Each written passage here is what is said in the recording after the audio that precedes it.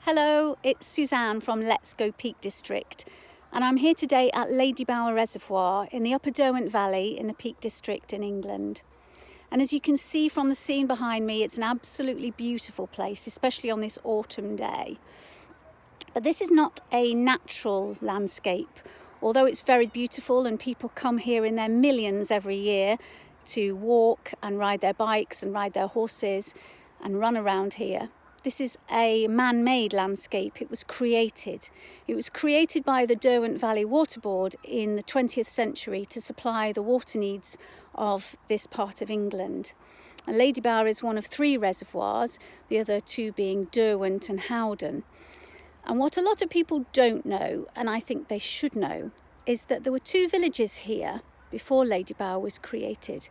They were called Ashopton and Derwent, and they were both submerged in the creation of Ladybower Reservoir, and the rubble of the villages still lies beneath the waters. And the reason it's appropriate I'm here today is it's Halloween, and the place has got quite an eerie feeling about it.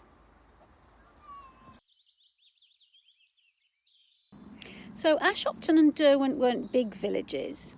There were only about 100 people lived in each one, but they were busy, important communities, and people had lived there for generations. Families had grown up there, children had gone to the school there, people had worshipped in the church there. There was a pub, there was a shop, there was a garage, there were lots of houses, and there was a beautiful hall in Derwent called Derwent Hall. And it was built in 1672. It was a very gracious, stately home with ornamental gardens and a large fish pond. And Derwent Hall, along with all the other buildings in Derwent and Ashopton, were compulsorily purchased between the years of 1935 and 1945 when Ladybower was created. The people were moved on, the bodies were exhumed from the churchyard, and the houses and all the buildings were reduced to rubble.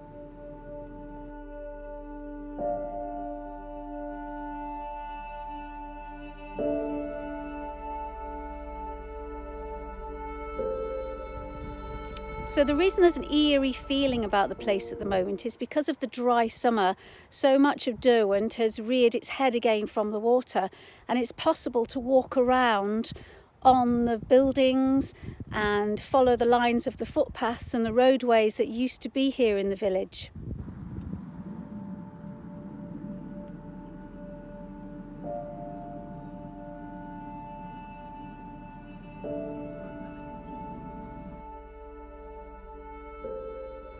A sad pile of rubble in front of me is all that remains now of the church of Derwent. For about a year after the main building was demolished, the steeple was left intact as a memorial to the village. But it was demolished after about a year for safety concerns. You may have seen photographs of it looming eerily out of the water, but it's now reduced to rubble along with everything else.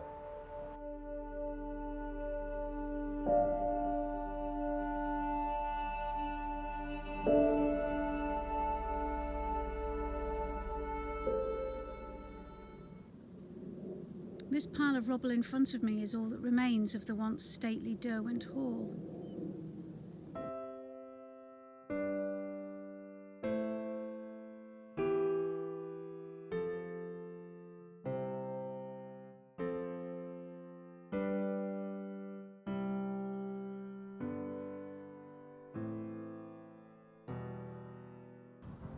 All around here in the rubble of Derwent Hall, you can see remnants of the architectural beauty that there once was here.